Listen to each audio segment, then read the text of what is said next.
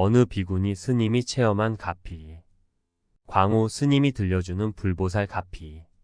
꿈속에서 받은 수술은 관세음보살님 보살핌이었네. 심장마비로 절명할 수도 있다는 의사의 진단받은 노스님. 지극한 마음으로 관세음보살님 도와주세요. 정성스레 기도. 그날 밤 뱃속서 덩어리 꺼내는 꿈 꾼 뒤 통증도 씻은 듯 나아. 인생은 결코 내 뜻대로 움직이지 않는다.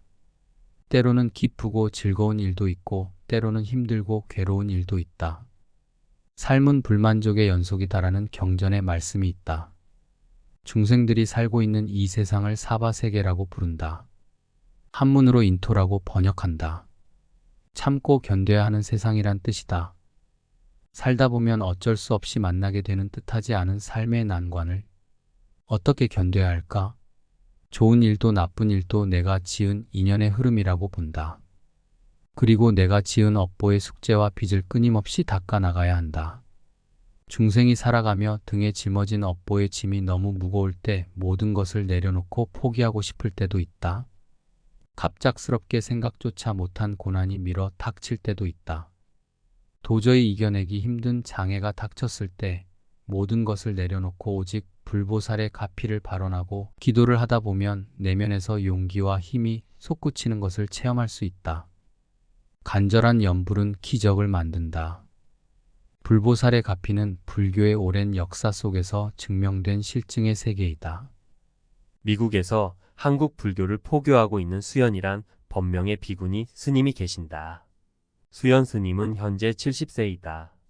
전법과 포교에 전념하며 몸을 아끼지 않고 정진하던 때에 몇 달 전부터 갑자기 가슴이 아프고 답답하였다. 일시적인 현상이겠지 하고 대수롭지 않게 생각했지만 가슴의 통증과 답답증은 더욱 심해졌다. 몸을 무리해서 그런가 보다 생각했지만 아무런 차도가 없었다. 시간이 지나면서 도저히 견딜 수 없게 되자 스님은 진료를 받았다.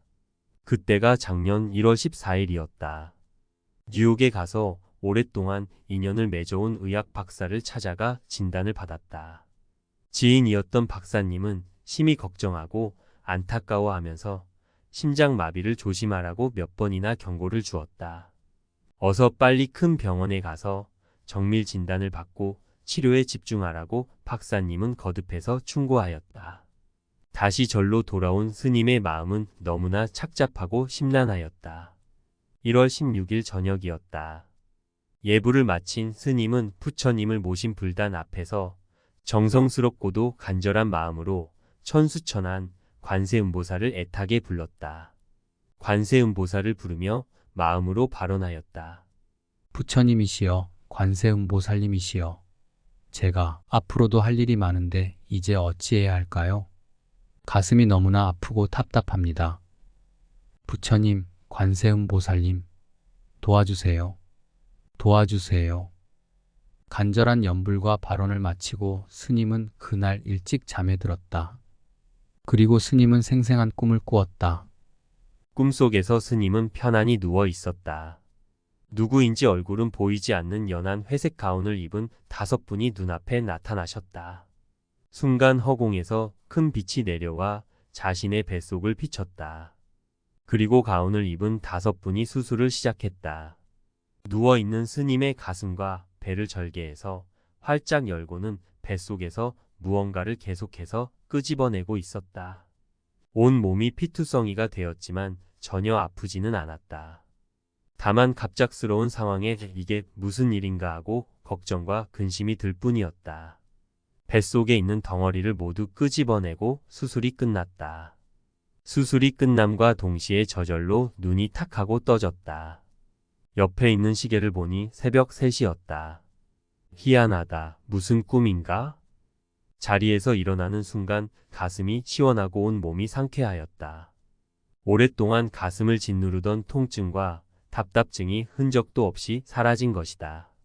스님은 다음날 예약했던 병원으로 찾아가 정밀 검사를 받았다. 결과는 아무런 이상이 없는 정상이었다. 스님은 확신했다.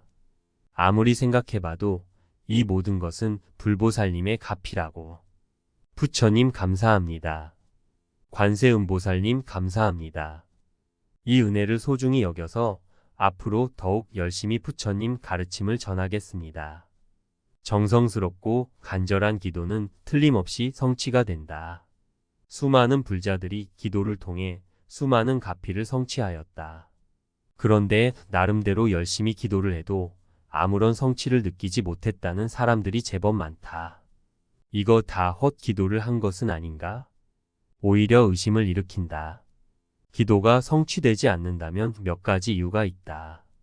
그 중에서 대표적인 세 가지를 살펴보겠다. 첫째, 나의 기도가 정말 정성스럽고 간절했는지 반성해보라. 흔히 기도하는 사람들을 보면 제대로 열심히 기도하지 않고서 혹은 그저 망상 속에 시간만 축내면서 기도했다고 착각하는 사람들이 있다. 내가 정말 올바로 기도했는지 반성해야 한다. 둘째, 전생의 업장이 너무 두꺼우면 기도 성취가 더디다. 불교는 인과업보의 가르침이다. 좋은 일도 나쁜 일도 모두가 자신이 지은 인연의 결과들이다. 전생에 지어놓은 복이 없거나 과거에 지은 업보가 두꺼우면 기도 성취가 느리게 된다. 하지만 꼭 명심해야 한다. 기도 성취가 되지 않아도 기도한 것 자체가 이미 공덕을 쌓고 있는 과정이다. 셋째, 혹시 기도하다가 오히려 안 좋은 일이 생기면 사람들이 자신의 기도가 잘못되었는가 의심하고 불안해한다. 절대 근심 걱정하지 말라. 수행 정진하다가 나쁜 일이 생기는 것은 크게 받을 것을 작게 받고 있는 업장 소멸의 과정이다. 금강경에서 말씀하시길 어떤 사람이 이 경을 지니고 읽고 외우는데도 다른 사람들이 천대한다면 이 사람은 전생의 죄업으로 지옥에 떨어져야 하는데 세상 사람들에게 천대받은 것으로 죄업이 소멸한다고 설하셨다. 기도를 하면서 욕망의 집착을 버리고 오직 내가 지은 악업을 소멸하고 선업과 공덕을 쌓는다는 마음으로 묵묵히 닦아나갈 뿐이다. 용수보살의 대지도론에 이런 가르침이 있다. 불보살님이 소원을 이뤄주신다는 말씀도 결국 중생을 제도하려는 방편일 뿐 불법의 핵심은 아니다. 기도의 목표는 윤회의 쾌락을 위한 소원 성취가 아니다. 기도의 진정한 목표는 깨달음을 향한 마음의 수행이다.